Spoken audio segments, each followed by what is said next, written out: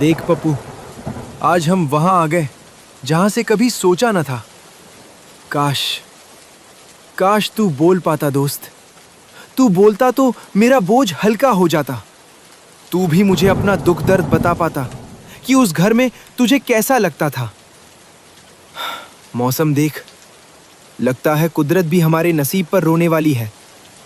झोपड़ी टूटी है और पेट खाली। आज माफ कर दे भाई, आज खिलाने को एक दाना भी नहीं है। बस आज की रात भूखे ही सो जा, आंखें बंद कर ले। कल सुबह होते ही मैं कहीं न कहीं से तेरे चारे और अपनी रोटी की व्यवस्था जरूर करूंगा। सो जा पप्पू, बस ये रात काट ले। नारायण नारायण। कोई है इस कुटिया में? क्या एक मुसाफिर को सिर छुपाने की जगह मिलेगी? देख पप्पू, लगता है बाहर कोई मुसीबत में है। इतनी भारी बारिश में कोई भीग रहा है। हमें अपनी फिक्र छोड़कर उनकी मदद करनी चाहिए। अरे बाबा, आप बाहर क्यों खड़े हैं? चले आइए अंदर, ये आपका ही घर है। झोपड़ी टूटी है पर आपका स्वागत है। बहुत बहुत धन्यवाद बच्चा। अगर आज ये छत न मिलती तो ये बूढ़ा शरीर इस बारिश को न झेल पाता। खुश रहो। प्रणाम बाबा, आप थक गए होंगे। यहाँ सूखी घास पर लेट जाइए, आराम कीजिए। बच्चा, आराम तो तब मिले जब पेट की आग शांत हो। बड़ी भूख लगी है, क्या कुछ खाने को मिलेगा? बाबा, मैं क्या बताऊं, मेरी किस्मत ही ऐसी है कि आज मेरे पास आपको देने के लिए एक दाना भी नहीं है। मैं खुद आज यहाँ खाली हाथ आया हूँ। कोई बात नहीं बेटा। नहीं बाबा, आप निराश मत होइए। आप बस थोड़ी देर इंतजार कीजिए। पास ही एक बगीचा है, मैं अभी बारिश में जाकर आपके लिए कुछ ताजे फल तोड़कर लाता हूँ। अतिथि को भूखा सुलाना पाप है। ठीक है बेटा, ईश्वर तुम्हारा भला करे। मैं इंतजार करता हूँ।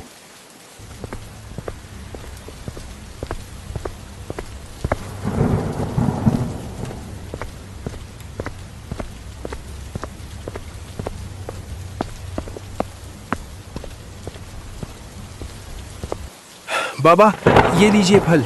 बारिश बहुत तेज थी, बस यही मिल पाए। आप इन्हें ग्रहण कीजिए। बहुत बहुत खुश रहो बेटा।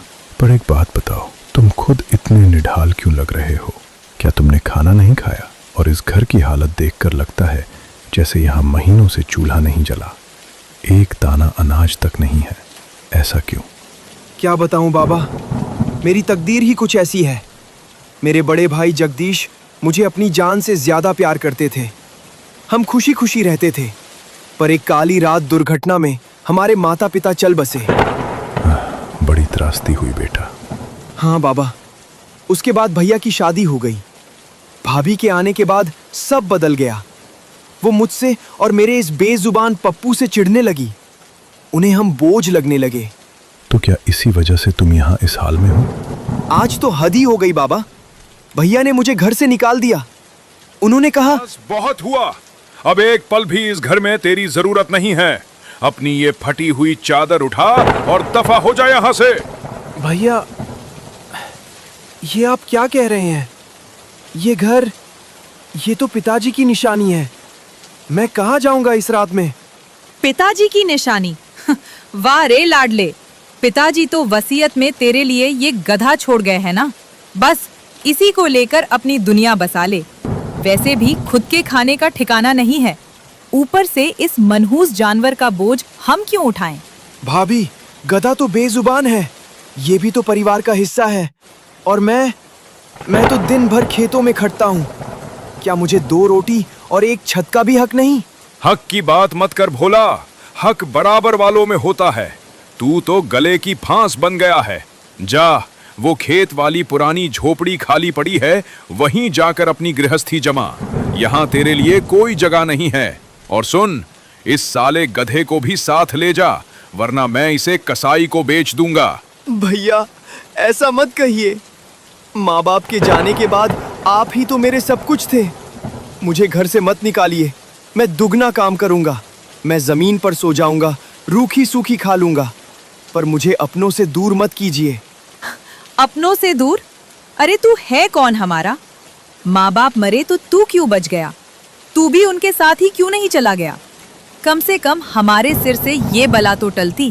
भाभी, आप मौत मांग रही हैं मेरे लिए? भैया, आप भी यही चाहते हैं? जो माया कह रही है वही सच है। तू बोझ है भोला, सिर्फ बोझ। तेरी शक्ल देखकर मेरा खून खौलता है। भैया, मैं कुएं से पानी भरूंगा, लकड़ियां काटूंगा, जो कहोगे वो करूंगा। बस घर के एक कोने में पड़ा रहने दो। मैं इस चौखट के बाहर कदम रखूंगा तो जी नहीं पाऊंगा। तेरी ये नाटकबाजी अब मुझ पर काम नहीं करेगी। सीधा सीधा सुन ले, अगर तू कल सुबह होने से पहले यहां से नहीं गया तो मैं खुदकुशी कर लूंगा, अपनी जान दे दूंगा मैं। और याद रखना, मेरी मौत का जिम्मेदार सिर्फ और सिर्फ तू होगा। भैया, ये क्या अनर्थ बोल रहे हैं आप मेरी वजह से अपनी जान देंगे? हाँ, देख ले, तेरी वजह से इस घर की शांति जल रही है। अगर तुझे अपने भाई की जान प्यारी है तो निकल जा यहाँ से इसी वक्त। ठीक है भैया, आज आपने भाई के रिश्ते को मौत के तराजू पर तौल दिया। जिस भाई के लिए मैंने अपनी जवानी खेतों में गला दी, वही भाई आज अपनी जान की दुहाई देकर मुझे पराया कर रहा है। तो जा फिर, खड़ा क्या देख रहा है? जा रहा हूँ, पर एक बात कान खोलकर सुन लीजिए।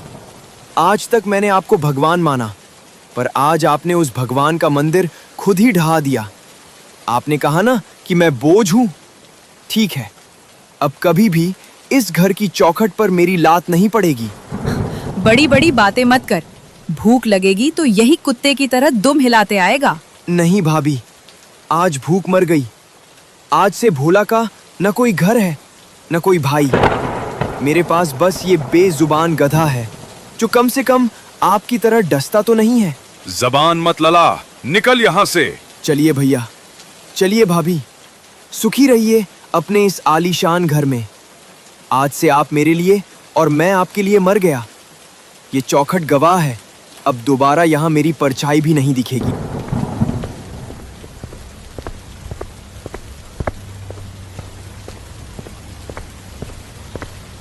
बस इसीलिए बाबा, आज न घर है न अन्न का दाना। बस ये खेतवाड़ी टूटी झोपड़ी और ये पप्पू ही मेरा संसार है।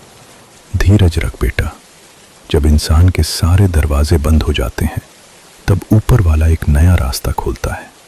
तेरी सेवा और ईमानदारी व्यर्थ नहीं जाएगी बेटा। तेरी कहानी सुनकर मेरा मन भर आया। अब इस पेट की भूख शांत हो गई है। सच कहूं तो अकेले खाने में मुझे बिल्कुल अच्छा नहीं लग रहा है। ऐसा कर, ये फल तू रख ले, इन्हें कल सुबह तू और तेरा पप्पू खा लेना। मुझे अब बस नींद आ रही है। पर बाबा, आप तो भूखे थे। मेरे पास तो कल के लिए भी कुछ नहीं है, पर आज आप अतिथि हैं, आप खा लीजिए। नहीं बेटा, संतोष ही सबसे बड़ा भोजन है।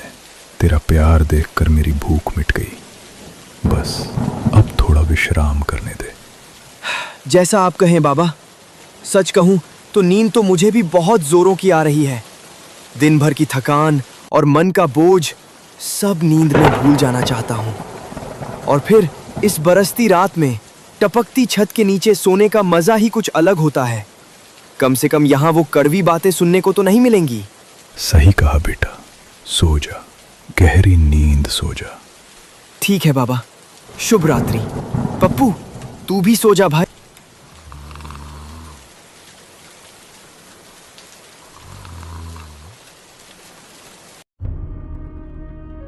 अरे, साधु बाबा कहाँ गए? पप्पू, उठ देख, बाबा तो बिना बताए ही चले गए। रात को तो यहीं सो रहे थे।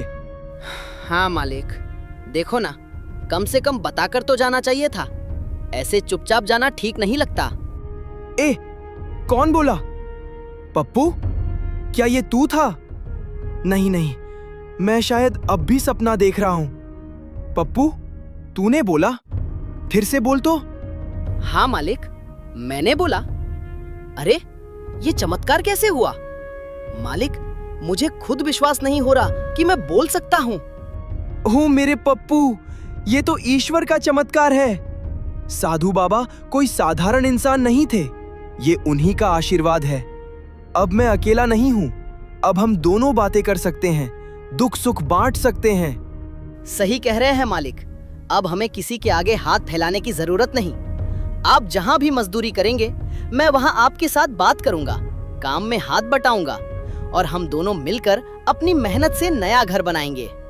हाँ पप्पू, अब हम किसी के यहाँ भी मजदूरी कर सकते हैं। दुनिया देखेगी कि एक इंसान और उसका वफादार साथी क्या कर सकते हैं। चल, आज से हमारी नई जिंदगी शुरू होती है। अब हम किसी के यहाँ भी मजदूरी कर सकते हैं।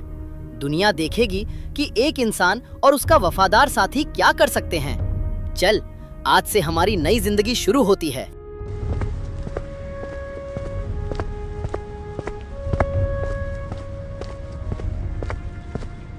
राम राम मुखिया जी। अरे भोला, तू यहाँ इस वक्त? सुना है तेरे भाई ने तुझे घर से निकाल दिया है। अब क्या इरादा है?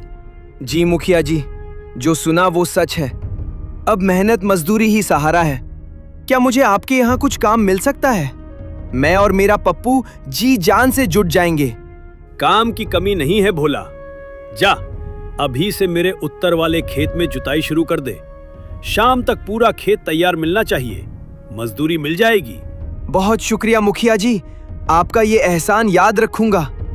चलिए पप्पू, अब काम पर चलते हैं। ठहर, एक बात बता, ये तेरा गधा कुछ अजीब नहीं है? इसकी आंखों में बड़ी चमक है। ये कैसा गधा है? कुछ अलग ही नस्ल का लगता है। पप्पू बोल, मुखिया जी पूछ रहे हैं। अरे क्या हुआ? तू ऐसे चुप क्यों हो गया? गधा तो गधा ही रहेगा ना।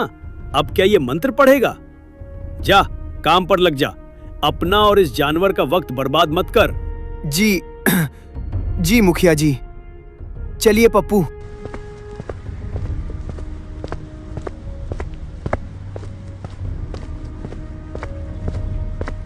अरे पप्पू, अब तो बता दे भाई, वहां मुखिया जी के सामने तूने मुंह क्यों नहीं खोला?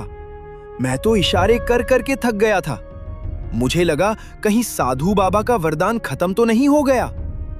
अरे मालिक, आप नाम के ही भोला नहीं हैं, सच में बहुत भोले हैं। जरा सोचिए, अगर मैं उस लालची मुखिया के सामने बोल पड़ता तो क्या होता?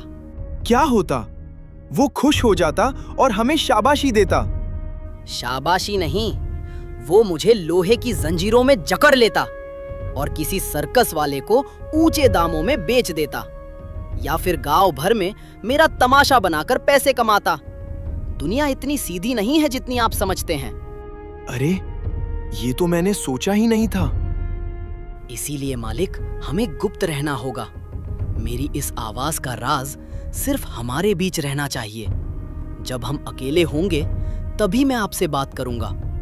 बाहर की दुनिया के लिए मैं सिर्फ एक मामूली गधा हूं जो बोझ ढोता है। तूने मेरी आंखें खोल दी पप्पू। तू तो सच में मुझसे बड़ा समझदार निकला। तू ठीक कह रहा है, ये राज राज ही रहना चाहिए।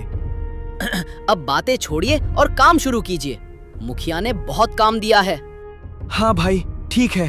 चलो जल्दी जल्दी ये काम खत्म करते हैं और सूरज ढलने से पहले अपनी झोपड़ी चलते हैं। आज मेहनत की रोटी खाएंगे और चैन की नींद सोएंगे। बचाओ, कोई है? बचाओ मुझे, कोई मदद करो। पप्पू रुक, सुना तूने? कोई मदद के लिए पुकार रहा है। हाँ मालिक, आवाज तो साफ सुनाई दी। किसी मुसीबत की आवाज लग रही है। पर इस दोपहर में यहाँ खेत के इस सुनसान कोने में कौन होगा? आवाज तो यहीं कहीं से आ रही है। मालिक, अब देर मत कीजिए। आवाज बहुत कमजोर होती जा रही है। हमें चलकर देखना पड़ेगा। कहीं कोई कुएं में तो नहीं गिर गया या किसी जंगली जानवर ने हमला तो नहीं कर दिया।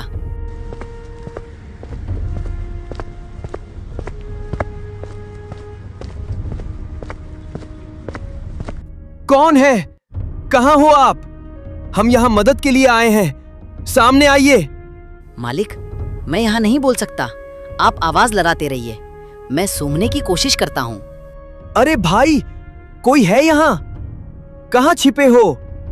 अगर सुन रहे हो तो जवाब दो। अजीब बात है पप्पू, अभी तो साफ आवाज आई थी। यहाँ तो परिंदा भी नहीं दिख रहा। क्या मेरा वहम था? नहीं मालिक, वह मेरा और आपका एक साथ नहीं हो सकता।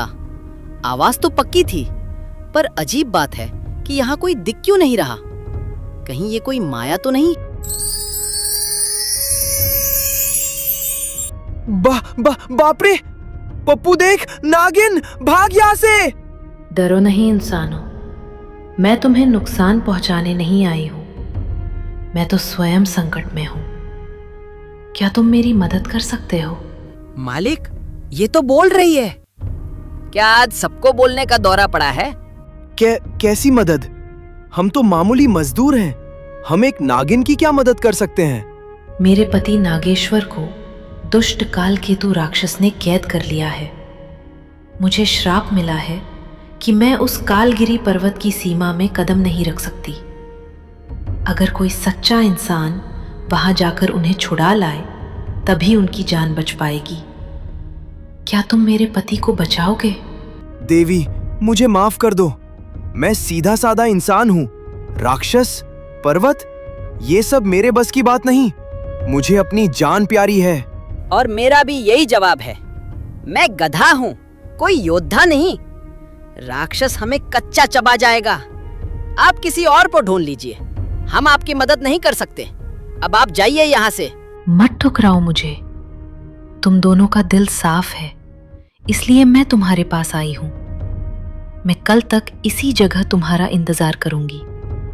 मुझे विश्वास है कि तुम आओगे। देवी, मैंने कह दिया ना, हम कल भी नहीं आएंगे। हमारे पीछे मत पड़ो। और हाँ, एक सलाह सुन लो।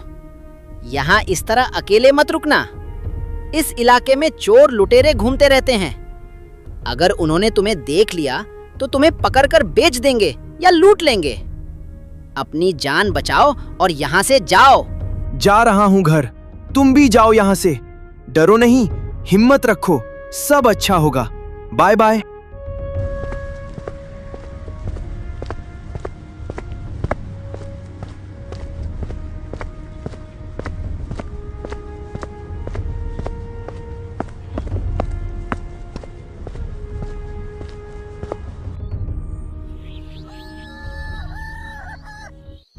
पप्पू, सो गया क्या?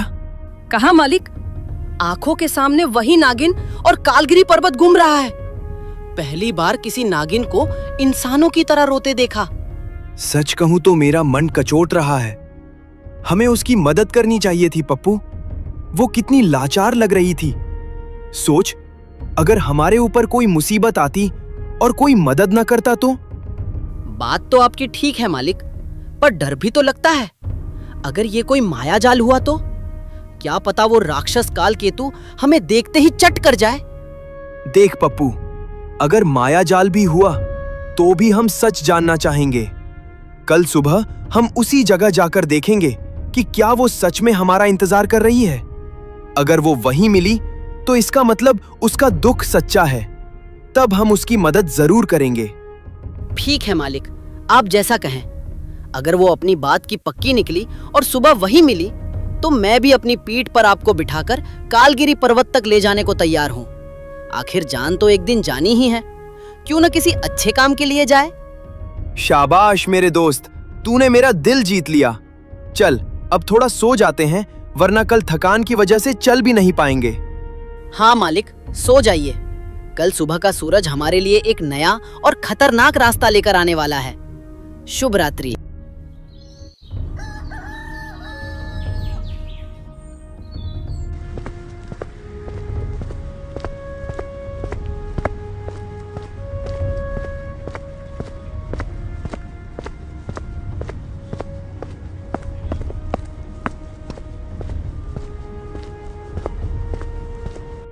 देवी, ओ नागिन देवी, देखिए मैं आ गया हूं। मैंने और मेरे दोस्त पप्पू ने फैसला किया है कि हम आपकी मदद करेंगे। आप कहां हैं? सामने आइए। हमें रास्ता बताइए कि हमें किस ओर जाना है और इस खतरनाक काम को पूरा करने के बाद हमें क्या फल मिलेगा। धन्यवाद, कोटि कोटि धन्यवाद। मुझे पता था कि तुम जैसा दयालु इंसान अपनी बात से पीछे नहीं हटेगा। तुमने मुझ अबला पर जो उपकार किया है उसे मैं कभी नहीं भूलूंगी। देवी, वो सब तो ठीक है, पर रास्ता बताइए और हमें क्या सावधानी रखनी होगी। सुनो भोला, रास्ता आसान नहीं है। कालगिरी पर्वत तक पहुंचने के लिए तुम्हें मायावी वन से गुजरना होगा। उस जंगल में कदम कदम पर मुसीबतें हैं, भटकाने वाली आवाजें, खूंखार जानवर और राक्षस काल केतु के जासूस। मालिक, मैंने कहा था ना, मुसीबतें हमारा इंतजार कर रही हैं। मैं तो एक साधारण सा गधा हूँ, मैं इन सब का सामना कैसे करूंगा? नहीं पप्पू, तुम अपने आप को साधारण समझने की भूल मत करो। क्या तुम्हें लगता है कि एक साधारण गधा इंसानों की तरह बोल सकता है? इसका क्या मतलब है देवी? भोला, ये तुम्हारा साथी कोई आम जानवर नहीं है। ये उस महान साधु की दिव्य शक्तियों और आशीर्वाद से बना है जो कल रात तुम्हारी झोपड़ी में आए थे। पप्पू के अंदर अद्भुत शक्तियां छिपी हैं, जिनका एहसास उसे उसी भयानक जंगल में होगा। जब जब तुम मुसीबत में होगे, इसकी शक्तियां जागृत होंगी। क्या? पप्पू, तेरे अंदर जादुई शक्तियां हैं और मुझे लगा तू बस घास खाना और बोझ ढूंढना जानता है। क्या सच में मेरे अंदर शक्ति है? देवी, मुझे तो बस डेंचू डेंचू करना और अब बातें करना आता है। ये जादुई शक्ति भला मुझ में कहां से आई? पर अगर आप कह रही हैं तो मुझे खुद पर अब थोड़ा थोड़ा गर्व महसूस हो रहा है। धैर्य रखो, समय आने पर सब पता चल जाएगा। और भोला, तुमने फल की बात की थी। याद रखना, जो दूसरों की निस्वार्थ सेवा करता है, भाग्य उसके कदमों में झुक जाता है। नागेश्वर को छुड़ाने के बाद तुम्हें वो धन और सम्मान मिलेगा जिसकी तुमने कल्पना भी नहीं की होगी। तुम्हारे भाई भाभी भी तुम्हारी सफलता देखकर दंग रह जाएंगे। मुझे धन का लालच नहीं है देवी, बस मुझे और पप्पू को एक सम्मान की जिंदगी चाहिए। हमें मंजूर है, हम जाएंगे। तो चलो मेरे साथ, मैं तुम्हें जंगल की सीमा तक छोड़ देती हूँ, जहां से तुम्हारी परीक्षा शुरू होगी। अपनी हिम्मत बनाए रखना और एक दूसरे का साथ कभी मत छोड़ना।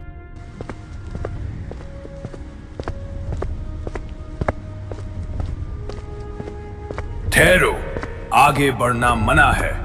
यहां से आगे सिर्फ मौत का सौदा होता है। अगर अपनी जान प्यारी है तो अभी लौट जाओ इंसानों। पप्पू, ये कौन बोला? क्या पेड़ों के भी मुंह होते हैं? कौन हो तुम? सामने आओ। मेरे मार्ग में बाधा बनने का दुस्साहस मत करो। मैं इस वन का रक्षक हूं वृक्षराज। आगे कालकेतु का साम्राज्य है। वहां जाने का अर्थ है अपनी चिता खुद सजाना। क्यों अपनी बलि चढ़ाने आए हो? वृक्षराज, मैं विवश हूं। मेरे पति नागेश्वर को कालकेतु ने बंदी बना लिया है।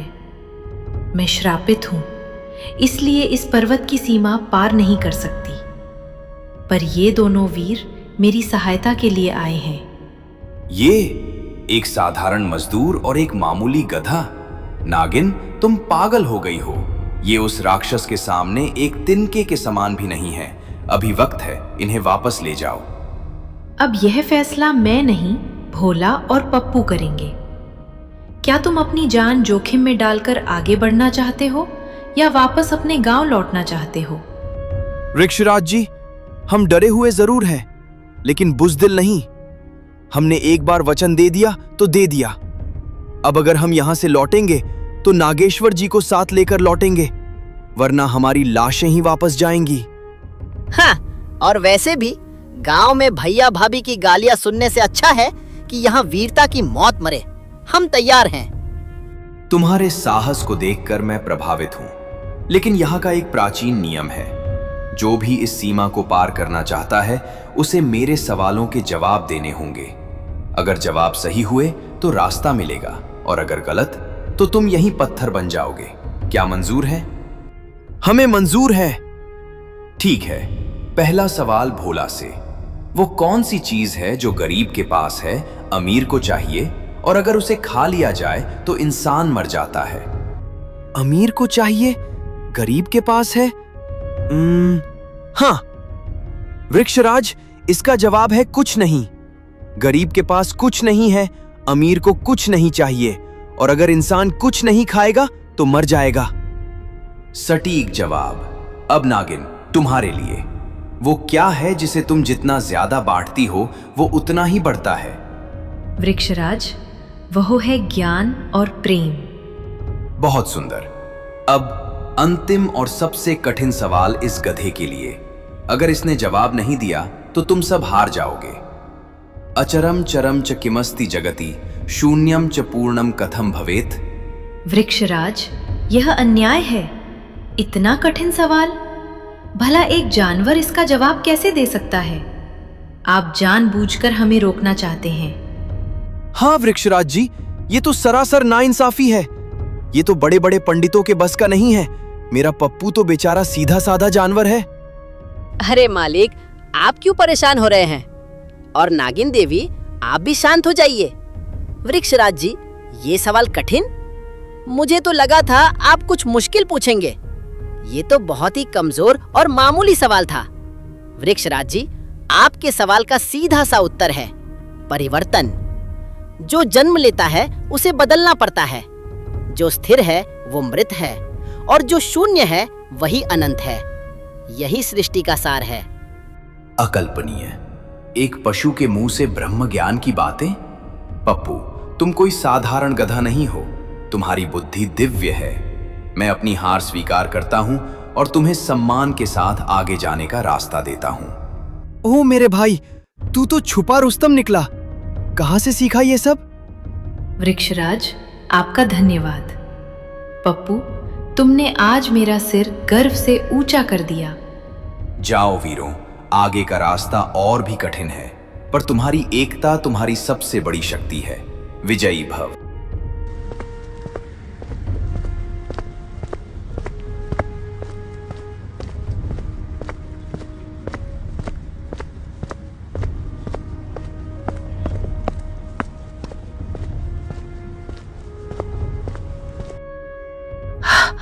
भोला, मुझे कुछ हो रहा है। मेरी शक्तियां जमींदोज हो रही है। ऐसा लग रहा है जैसे कोई मेरी आत्मा को जकड़ रहा है। देवी, आप ही नहीं, मेरी आंखों के सामने अंधेरा छा रहा है। मेरा शरीर पत्थर का होता जा रहा है। पप्पू, मुझे बचाओ, मैं हिल नहीं पा रहा हूं। क्या? आप दोनों को क्या हुआ? मुझे तो कुछ भी महसूस नहीं हो रहा। मुझे तो ऐसा लग रहा है जैसे मैं और भी ताजा और शक्तिशाली हो गया हूँ। शिकार, मेरा शिकार खुद ब खुद जाल में फंस गया। बेवकूफों, तुम्हें क्या लगा कि कालगिरी की सीमा में कदम रखोगे और मेरी नजरों से बच जाओगे? अब तुम दोनों की बलि कालकेतु के चरणों में चढ़ेगी।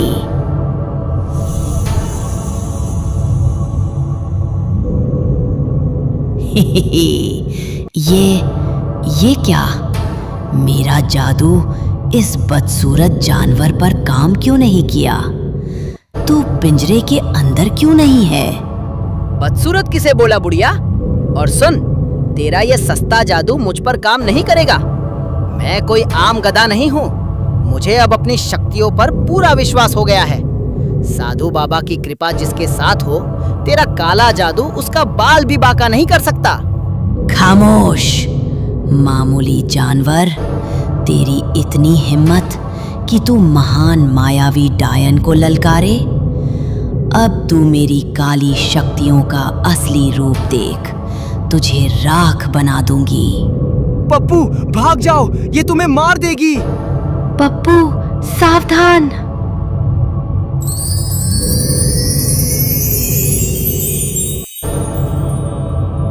बस इतना ही था? अरे इससे तेज तो मेरे गांव की मक्खियां काटती हैं। कुछ और नया दिखाओ बुढ़िया, बहुत बोरियत हो रही है। नहीं, ऐसा नहीं हो सकता। मेरी शक्तियों का असर त्रिलोक में कोई नहीं काट सकता। तू कौन है? तू कोई साधारण गधा नहीं है। तू कोई देवता है या कोई सिद्ध पुरुष? मैं तेरा काल हूँ। अगर चाहती है कि मैं तेरी ये टेढ़ी गर्दन न तोड़ दूं, तो चुपचाप मेरे मालिक और नागिन देवी को आजाद कर दे, वरना आज इस जंगल में तेरी हड्डियों का ढेर लग जाएगा। मुझे जाने दो, मुझे माफ कर दो। मैं समझ गई, तुम दिव्य शक्तियों की स्वामी हो। मैं तुम्हारे रास्ते में कभी नहीं आऊंगी।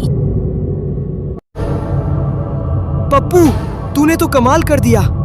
आज अगर तू ना होता तो हम उस डायन की हांडी में उबल रहे होते। पप्पू, अब मुझे 100% विश्वास हो गया है कि तुम ही नागेश्वर को मुक्त कराओगे। तुम्हारी शक्तियां जागृत हो चुकी हैं।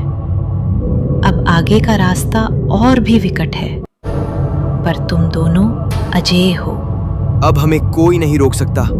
देवी, बताइए अब कहाँ जाना है?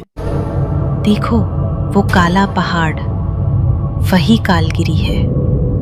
यहीं से उस खूंखार जंगल की शुरुआत होती है, जहाँ काल केतु का महल है। अब मैं यहाँ से आगे एक कदम भी नहीं बढ़ सकती। श्राप की दीवार शुरू हो गई है। अब जाओ वीरों, अपनी किस्मत और न्याय के लिए लड़ो। चलिए मालिक, आज इस गधे की ताकत पूरी दुनिया देखेगी। आज काल केतु की लंका में आग लगाने का वक्त आ गया है। जय साधु बाबा की। चलो पप्पू, विजय की ओर।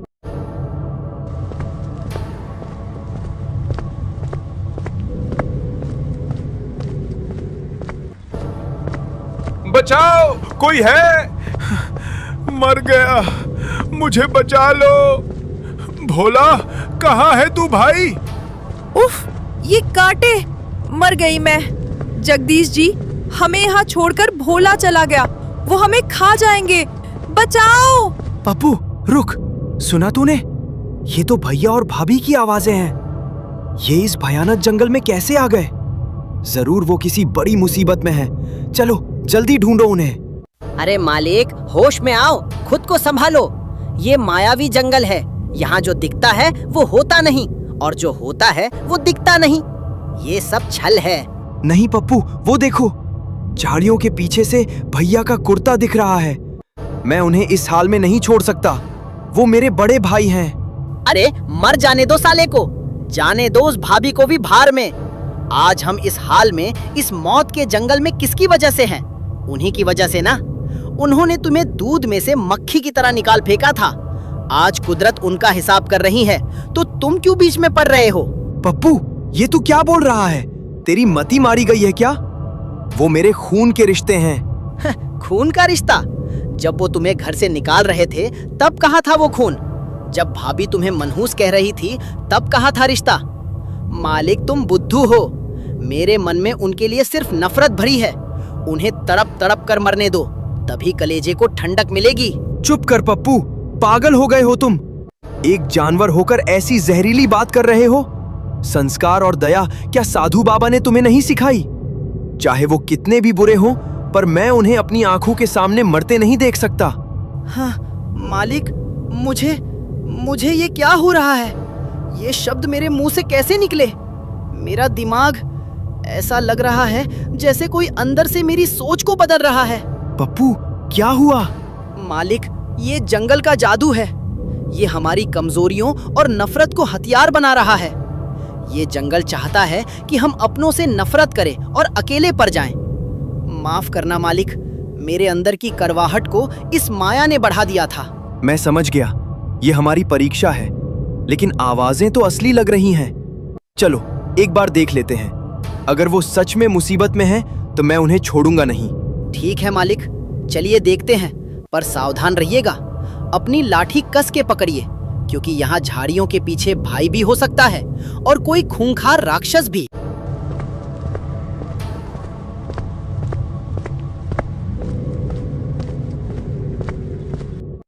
स्वागत है भोला, और उसके चतुर गधे का भी। क्यों, अपने भाई और उसकी उस जहरीली पत्नी को ढूंढ रहे हो क्या? तुम मेरे मन की बात कैसे जान गए? और मेरे भैया भाभी को छोड़ दो दुष्ट, मैंने तुम्हारा क्या बिगाड़ा है? मूर्ख, मैं कालकेतु हूं। इस ब्रह्मांड की हर नकारात्मक सोच मेरी शक्ति है। तेरे मन की पीड़ा, तेरे भाई का लालच और तेरी भाभी की नफरत, ये सब मेरे लिए खुली किताब है। मैं सब कुछ जान सकता हूं। अरे ओ सींग वाले दानव, अगर तू पढ़ सकता है तो मैं भी कोई कच्ची गोलियां नहीं खेला हूँ। मैंने भी तेरे गंदे मन की बात पढ़ ली है। कहो तो सबके सामने पोल खोल दो। एक मूर्ख जानवर, वो भी गधा। तू मेरे विचारों को पढ़ेगा? तेरी बिसात क्या है? बिसात की बात मत कर। देख, तेरे मन के सबसे गहरे कोने में वो काली गुफा छिपी है जहां तूने नागेश्वर को कैद किया है। और सुन, उस गुफा को शक्तिहीन करने वाला गुप्त मंत्र भी तेरे दिमाग में कौंध रहा है। ले, अब सुन अपनी हार की दस्तक।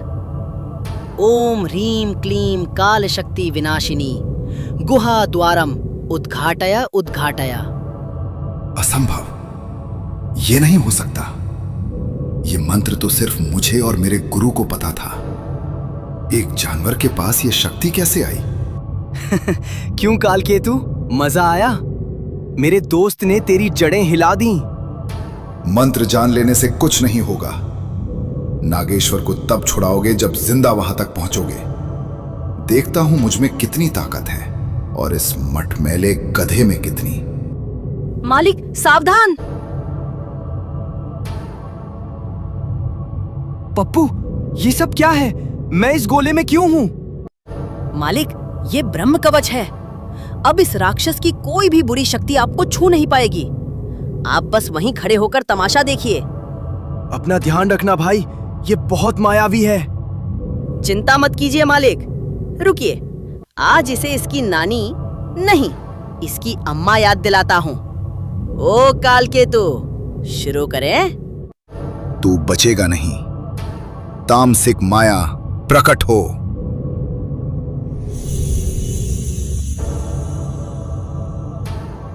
सत्यमेव जयते असत्यम विनाश्यति। असंभव, ये कैसी आग है? मुझे ये आग जला रही है। मेरी शक्तियां क्यों काम नहीं कर रही हैं?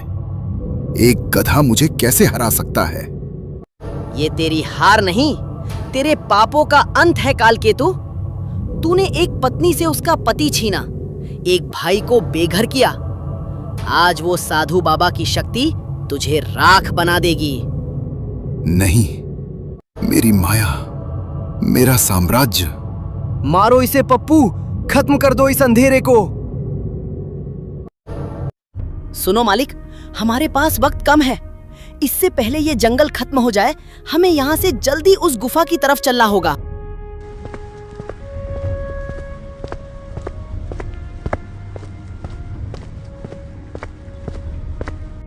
पप्पू, जल्दी करो, गुफा का दरवाजा तो खुल गया है, पर अंदर जाने की हिम्मत नहीं हो रही। ऐसा लग रहा है जैसे ये गुफा हमें निगल जाएगी। रुकिए मालिक, जल्दबाजी मत कीजिए। ये गुफा कालकेतु के प्राणों और उसके अंतिम मंत्र से जुड़ी है। अगर हम बिना सोचे समझे अंदर घुसे तो ये दीवारें आपस में टकराकर हमें कुचल देंगी। मुझे उस गुप्त मंत्र का उल्टा जाप करना होगा ताकि इसकी शक्ति शून्य हो जाए। ओम ह्रीम क्लीम काल शक्ति विनाशिनी गुहा द्वारम उद्घाटय उद्घाटय। हो गया काम। चलिए मालिक।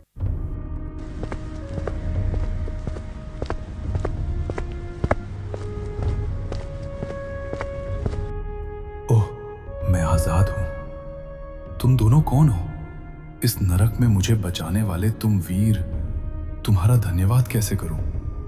नागराज, धन्यवाद और परिचय का वक्त बाद में आएगा। पहले यहाँ से निकलिए। कालकेतु के मरते ही ये पूरी माया खत्म होने वाली है। ये पहाड़ और ये जंगल कुछ ही मिनटों में जमीन में धंस जाएगा। अगर हम तुरंत नहीं निकले तो हम सब यहीं दफन हो जाएंगे। हाँ महाराज, पप्पू सही बोल रहा है, चलो। रुकिए, बाहर भागने का समय नहीं है। ये जंगल अब एक दलदल बन चुका है, तुम पैदल नहीं निकल पाओगे। मैं अपनी बची हुई शक्तियों का उपयोग करता हूँ। मैं तुम सबको यहाँ से गायब करके सीधे सुरक्षित स्थान पर ले चलूंगा। कहाँ महाराज? नागलोक की सीमा पर, जहाँ मेरी पत्नी नागेश्वरी हमारा इंतजार कर रही है। तुम सब अपनी आंखें मूंद लो। जब तक मैं न कहूं आंखें मत खोलना, वरना तुम इस शून्य के रास्ते में खो जाओगे। सुना मालिक, आंखें बंद कर लीजिए। पप्पू और भोला की जोड़ी अब सीधे उड़ान भरने वाली है। स्वामी? नागेश्वरी। पप्पू देख, आखिर जीत हमारी ही हुई। हाँ मालिक, और अब देखिए असली इनाम तो अब शुरू होगा। स्वामी, ये वही वीर हैं जिन्होंने अपनी जान हथेली पर रखकर आपको काल केतु के चंगुल से छुड़ाया है। अगर भोला का साहस और पप्पू की बुद्धिमानी न होती तो मैं कभी आपको वापस न पा पाती। भोला, पप्पू, तुम दोनों ने जो उपकार मुझ पर और पूरे नागवंश पर किया है, उसका मोल चुकाना असंभव है। फिर भी मैं तुम्हें खाली हाथ नहीं जाने दे सकता। मांगो भोला, क्या चाहिए तुम्हें? अपार धन दौलत, सोने चांदी के महल या लंबी आयु? जो मांगोगे वही मिलेगा। महाराज, मुझे धन दौलत का मोह नहीं है। सोना चांदी तो आज है, कल चला जाएगा। अगर आप देना ही चाहते हैं तो बस मेरे भैया भाभी को वापस पहले जैसा कर दीजिए। इनकी बुद्धि पर जो लालच और ईर्ष्या का पर्दा पड़ा है, उसे हटा दीजिए, ताकि हम फिर से एक खुशहाल परिवार की तरह रह सकें।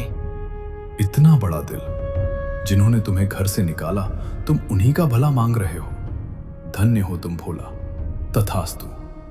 आज से तुम्हारे भैया भाभी के मन से सारा मैल साफ हो जाएगा और वे तुम्हें फिर से वही पुराना प्यार देंगे।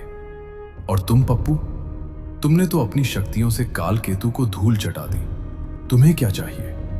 क्या तुम हमेशा के लिए इंसान बनना चाहते हो? नहीं महाराज, इंसान बनकर मैं क्या करूंगा? इंसानों से ज्यादा अकल तो आजकल हम जानवरों में है। मेरी मुराद अभी उधारी रहने दीजिए। जब कभी भविष्य में कोई बड़ी मुसीबत आएगी, तब मैं आपसे अपनी मन की मुराद मांग लूंगा। अभी तो बस आज्ञा दीजिए, हम वापस अपने गांव और अपने मालिक के घर जाना चाहते हैं। जैसी तुम्हारी इच्छा। तुम दोनों की जोड़ी युगों युगों तक याद रखी जाएगी। अलविदा दोस्तों, हम बहुत जल्द फिर मिलेंगे।